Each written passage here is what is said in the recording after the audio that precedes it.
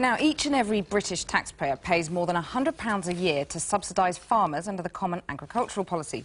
Today, the European Commission set out what it said were reforms to the system, paving the way for a new 7-year deal. But although it would be more environmentally friendly and would penalise wealthier landowners, we'd still end up paying pretty much the same. Despite 25 years of reforms, the Common Agricultural Policy still costs £48 billion a year. Each UK taxpayer pays about £107 every year towards it. The EU says, though, that the new deal will make the cap fairer and greener. Large landowners would see their payments capped at £262,000 a year from 2014.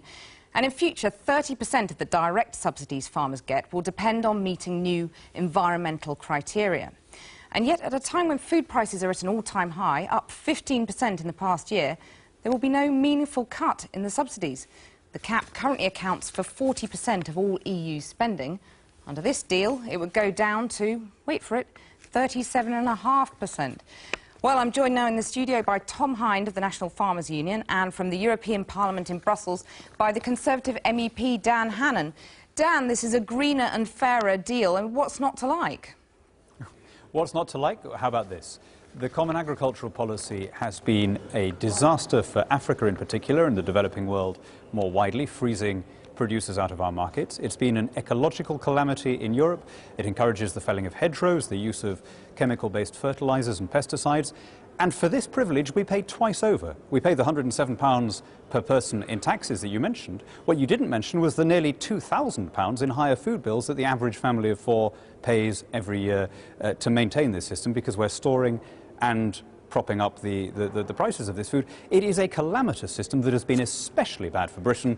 We are a food importing nation with a basically quite efficient farming sector. We are doubly penalised by it. Tom Hind, it's an age of austerity. Why should the British taxpayer pay when a lot of farmers are benefiting from high food prices? Well, first of all, there's a long negotiation to undertake over the next few years. We don't know what the outcome of that will be, but invariably the Common Agricultural Policy is going to be under budgetary pressure. We know that. And of course, every farmer that I meet up and down the country wants to get to a situation where they could do without the Common Agricultural Policy. But the fact is, if we were to get rid of it overnight, we'd see something like half of farmers up and down this country go to the wall. And I don't think European and UK consumers and taxpayers really want to see that.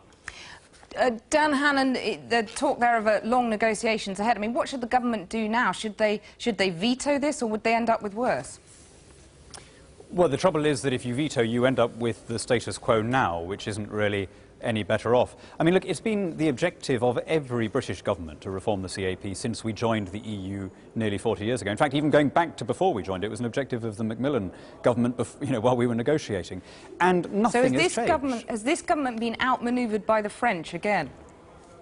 No, it's not particularly that we've been outmanoeuvred. It's that this is the nature of the beast. We keep conning ourselves that somehow if we get into the EU and argue our case and win allies and use our influence, we can turn it into something that it isn't. The fact is the CAP is pretty much the same deal, the same disastrous, calamitous deal that makes us poorer, that makes our countryside worse off, and that, by the way, hits our farmers very badly. Our farmers could compete on a level playing field with anyone. They are badly hit by the CAP because we're subsidising their competitors. We're not subsidising them.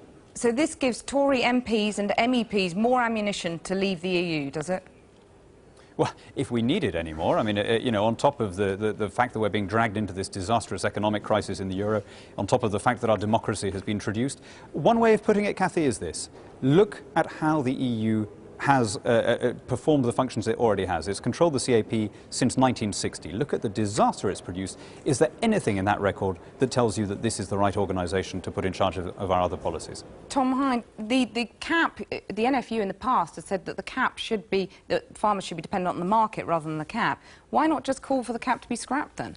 Because we need a plan. You can't just say that the Common Agricultural Policy will be scrapped and everything will be all hunky-dory. And frankly, I don't think we really need to the kind of glib observations that Daniel's making about the Common Agricultural Policy. It's reformed radically in the course of the last 40 or 50 years. It's fundamentally overhauled. But if we're going to try and help farmers get to a place where not only can they compete in the marketplace, but they can also deliver the really essential public goods like the environment, healthy food, animal welfare and so on, they're going to need a degree degree of support, and they're going to need a strategy. Why is it not getting any cheaper for us then?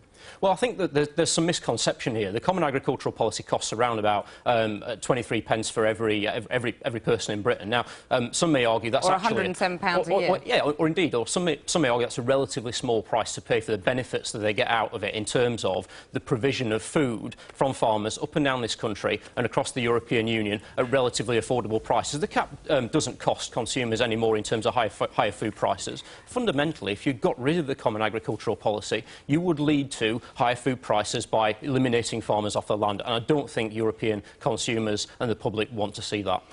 Tom Hyde, we have to leave it there, and Dan Hannan, thanks very much in Brussels.